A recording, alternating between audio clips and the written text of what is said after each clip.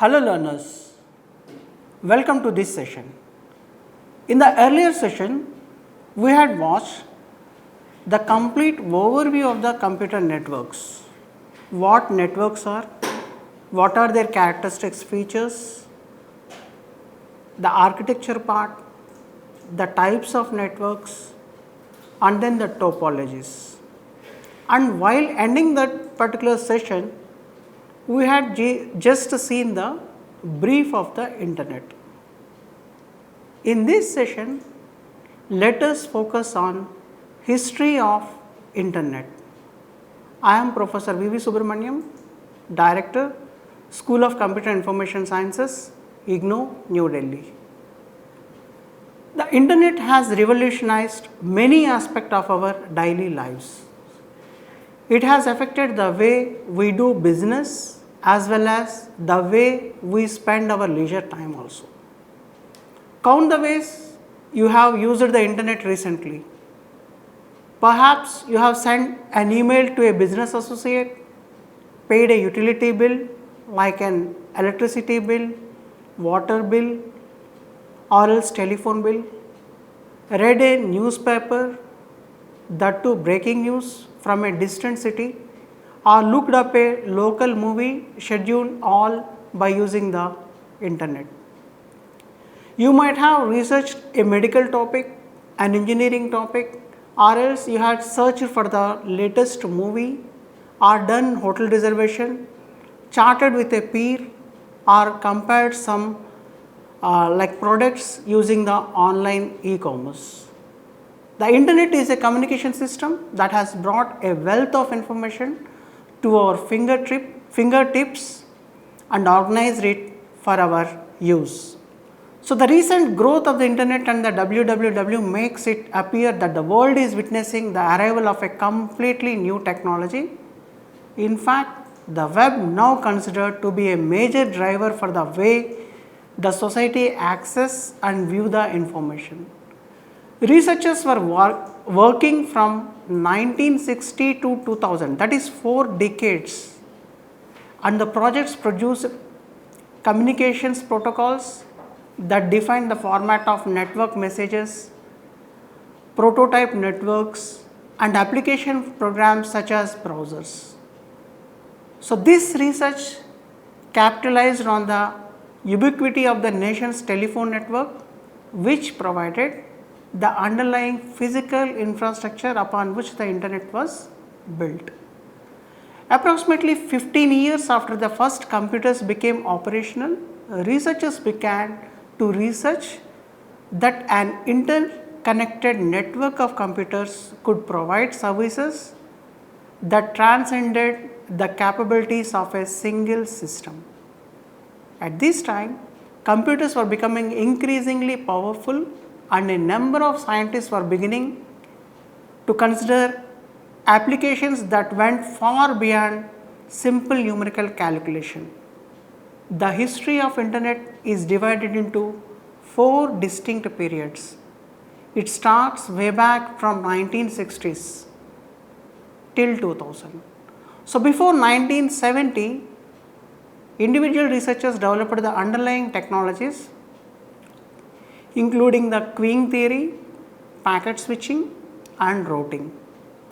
During 1970s, experimental networks, notably Advanced Research Projects Agency, in short you can call it as the ARPANET, ARPANET, in the Department of Defense. It was constructed during 1960s, end of 1969 it seems. These networks were primarily research tools and not the service providers those times. It was interested in finding a way to connect computers so that the researchers they funded could share their findings, thereby reducing costs and eliminating duplication of effort. During 1980s, networks were widely deployed initially to support scientific research. As their potential to improve personal communications and collaboration became apparent, additional academic disciplines and industry began to use the technology. In this era, the National Science Foundation, that is NSF, was the major supporter of networking, primarily through the NSF net, which evolved into the internet. Most recently, that is in the early 1990s, the invention of the web made it much easier for the users to publish and access information, thereby setting off the rapid growth of the internet. So, let us see a brief history. In 1967, at an Association for Computing Machinery, also called as ACM, in a meeting, ARPA presented its ideas for ARPANET, a small network of connected computers. The idea was that each host computer would be attached to a specialized computer called an interface message processor, that is IMP. The IMPs in turn would be connected to another IMP. So, each IMP had to be able to communicate with other IMPs as well as with its own attached host. So, by 1969, ARPANET was a reality. 4 nodes at University of California at Los Angeles, UCLA, the University of California at Santa Barbara, that is UCSB, Stanford Research Institute, that is SRI, and the University of Utah were connected via the IMPs to form a network. Software called the Network Control Protocol NCP provided communication between these hosts. So, these were the first 4 nodes connected using this ARPA experiment. So, coming to the TCP IP. So, this is the major protocol that will be used in the internet. So, TCP stands for Transmission Control Protocol and IP stands for Internet Protocol. So, this is the model or else a reference model that will be used by the internet. In 1972, Vint Cerf and Bob, both of whom were part of the core ARPANET group, collaborated on what they call the interneting project. So, Cerf and Kahn landmarked 1973 a paper outlined the protocols to achieve end-to-end delivery of packets. This paper on transmission control protocol included the concepts such as encapsulation, the datagram and the functions of a gateway. Shortly thereafter, authorities made a decision to split TCP into 2 protocols. One is Transmission Control Protocol, that is TCP, and Interworking Protocol, that is IP, Internet Working Protocol, that is IP. So, IP would handle datagram routing while TCP would be the responsible for higher level functions such as segmentation, reassembly and error detection. So, within these particular 2 protocols, the work is being distributed. One is handling the datagram routing and the other is handling the segmentation, reassembly and error coding. So, the internet working protocol became known as the TCP IP. So, let us see internet today. The internet has come a long way since 1960s. The internet today is not a simple hierarchical structure. It is made up of many wide and local area networks joined by connecting devices and switching stations. So, right now there are several billion nodes connected to the internet. It is difficult to give an accurate representation of the internet because it is continuously changing the way the networks are being added to the existing networks and the addressing system is being added and it is being enhanced. Today most end users who want internet connection use the services of internet service providers. So, there are international service providers, national service providers, regional service providers and local service providers. So, it is a kind of hierarchy right from international level to the local level. So, the internet today is run by private companies and not lying with any kind of government control. So, let us see the hierarchy of the providers. In the earlier slide, we had seen right from the international to the local service providers. Let us focus on one by one. So, international internet service provider, at the top of the hierarchy are the international service providers that connect nations together. So, these service providers, the major task is to connect the networks from one nation to the other nation. So, next comes in the hierarchy, that is the national internet service providers. So, these are nothing but they will be looking into the national aspects of connecting. So, the national internet service providers are backbone networks created and maintained by specialized companies. There are many national ISPs operating within every nation.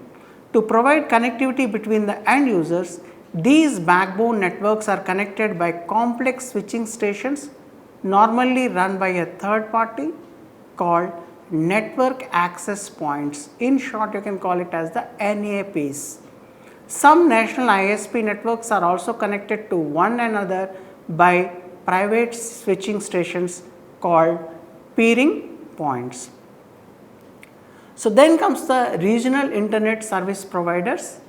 Regional internet service providers or regional ISPs or smaller ISPs, those are connected to one another, one or more national ISPs. They are at the third level of the hierarchy with a similar data rate. International service provider till the local service providers, they will be playing with different data rates. So, this will be at the third hierarchy, and then the final in the list is the local internet service provider. Local internet service providers provide direct service to the end users. The local ISPs can be connected to regional ISPs or directly to national ISPs. Most end users are connected to the local ISPs.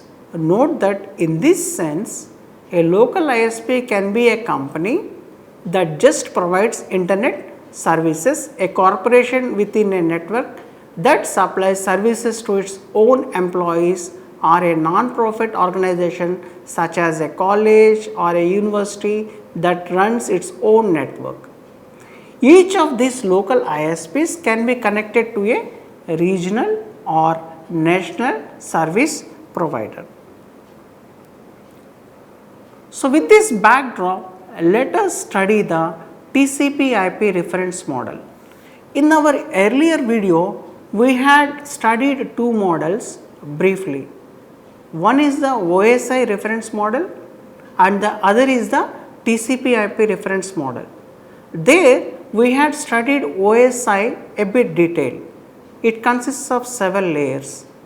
So, right from the application layer till the present like a physical layer, we had seen all the 7 layers and how they will be coordinating and what are the various tasks associated with the each and every layer of the OSI that we had studied in our earlier video. In this video, let us focus on the important reference model for internet, that is the TCP/IP reference model. The TCP/IP reference model was developed prior to the OSI model. The major design goals of this model were to connect multiple networks together so that they appear as a single network, that is the first objective. Second is to survive after partial subnet hardware failures, and the third is to provide a flexible architecture. So, these are the three objectives that were kept for design of the TCP/IP reference model. So, there are altogether 4 layers in the TCP/IP. Unlike OSI reference model, it was having 7 layers. TCP reference model has only 4 layers. They are host to network layer, internet layer, transport layer and application layer. So, let us see how these layers are being placed and what are the various tasks each and every layer take up. Host to network layer, that is the first layer. The TCP/IP reference model does not really say much about what happens here, except to point out that the host has to connect to the network using some protocol, so it can send IP packets to it. So, this protocol is not defined and varies from host to host and network to network. In the list, the second layer is the internet layer. So, this is the prominent layer among the TCP/IP reference model. This layer called as the internet layer is the linchpin that holds the whole architecture together. Its job is to permit hosts to inject packets into any network and have they travel independently to the destination. They may even arrive in a different order than they were sent, in which case it is the job of higher layers to rearrange them if in order delivery is desired. So, note that internet is used here in a generic sense, even though this layer is present in the internet. The internet layer defines an official packet format and protocol called IP, that is internet protocol. The job of the internet layer is to deliver IP packets where they are supposed to go. Packet routing is clearly the major issue here, as is avoiding congestion. For these reasons, it is reasonable to say that the TCP/IP internet layer is similar in functionality to the OSI network layer. So, it can be treated as network layer in the OSI model. So, next comes the transport layer. The layer above the internet layer is the TCP/IP model, is now usually called the transport layer. It is designed to allow peer entities on the source and the destination host to carry on a conversation just as in the OSI transport layer. Two end-to-end transport protocols have been defined here. The first one is the TCP. It is reliable connection oriented protocol that allows a byte stream originating on one machine to be delivered without error on any other machine in the internet. It fragments the incoming byte stream into discrete messages and passes each one onto the internet layer. At the destination, the receiving TCP process reassembles the received messages into the output stream. TCP also handles flow control to make sure a fast sender cannot swamp a slow receiver with more messages than it can handle. The second protocol in this layer, that is UDP, and the full form is User Datagram Protocol. It is an unreliable connectionless protocol for applications that do not want TCP sequencing or flow control and wish to provide their own.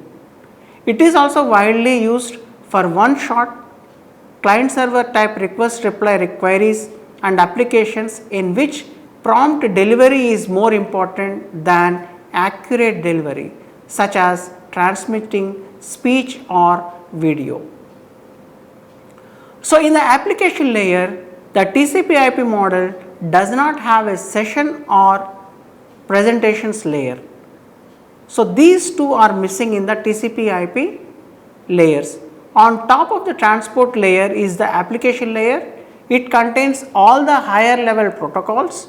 The early ones included virtual terminal, or telnet, you can call it, or else file transfer, it is in short called as FTP, and electronic mail, or else you can call it as SMTP. So, the virtual terminal protocol allows a user on one machine to log on to a distant machine and work there. The file transfer protocol provides a way to move data efficiently from one machine to other. Email was originally just a kind of file transfer, but later a specialized protocol, that is SMTP, was developed for it. Many other protocols have been added to these over the years, that is the domain name system, you can call it as the DNS for mapping host names onto their network addresses, NNTP, the protocol for moving Usenet news articles around, and HTTP, the hypertext transfer protocol, the protocol for fetching pages on the World Wide Web, and many others. So, these are the 4 layers which comprises of the TCP/IP reference model. So, after that, the major focus that we can throw is the World Wide Web. In short, we can call it as the WWW. The majority of internet users do not start up their computers and log on to the ARPANET. We usually open our browsers and start typing www, that is www. So, WWW stands for World Wide Web, and this web is one of the most important innovations that the internet has seen in its relatively short life. The World Wide Web is pretty much a platform that makes it easy to access data on the internet. The WWW uses hypertext links, which are pieces of code that links one site to another. Using a browser, you can easily access a link by clicking a mouse, essentially moving from one computer to another located on a web with a single click. Most of today's computer users access the internet via a browser, whether it may be a Google browser, Microsoft's Internet Explorer, Mozilla's Firefox, or other browsers. The browser itself helps a user to not only access the data but view it. Today, via the web and a browser, you can view text and other types of media and navigate easily from one page to another utilizing hypertext links. Let us see the brief history of WWW. The WWW was actually created in 1989 by Sir Tim Berners-Lee, Sir Sam Walker, and Robert Callio. They are doing research in CERN, that is European Organization for Nuclear Research. However, the World Wide Web was introduced publicly on August 6, 1991.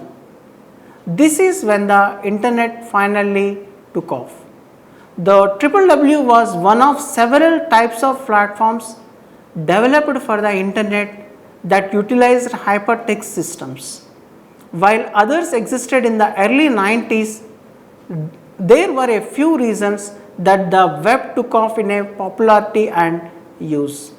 First off, hypertext links on the web platform did not need to be bidirectional, they could be one-way links. And perhaps the biggest reason that the web took off was that it was free. It did not require licensing restrictions.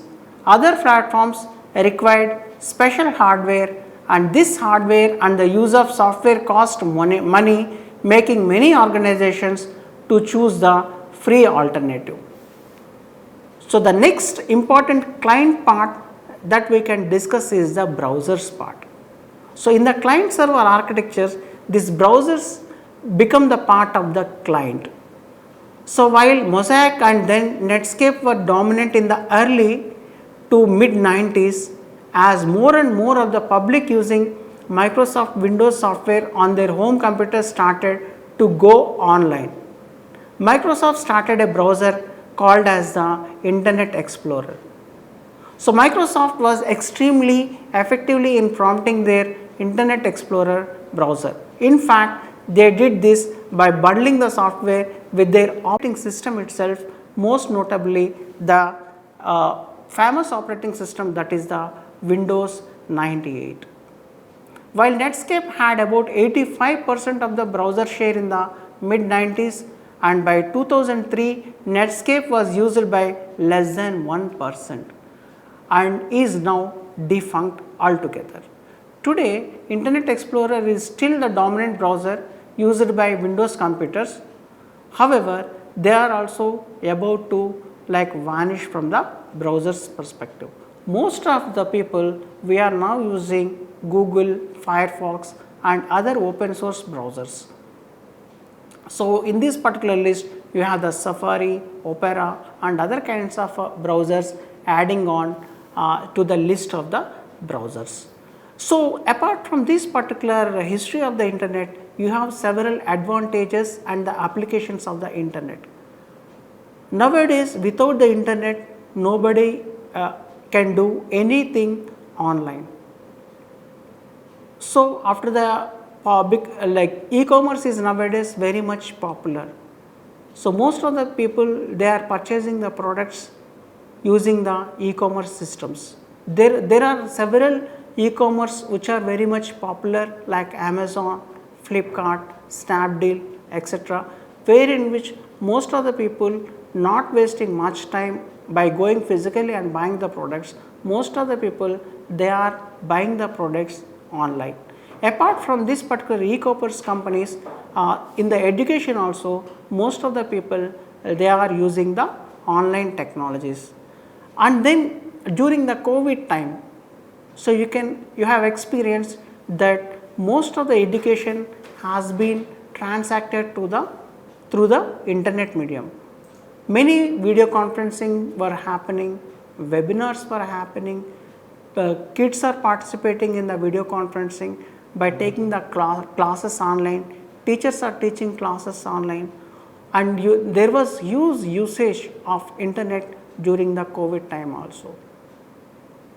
So, with this, I hope you had understood the topics related to history of internet, the TCP/IP reference model, the history of WWW, the browsers and the applications of the internet.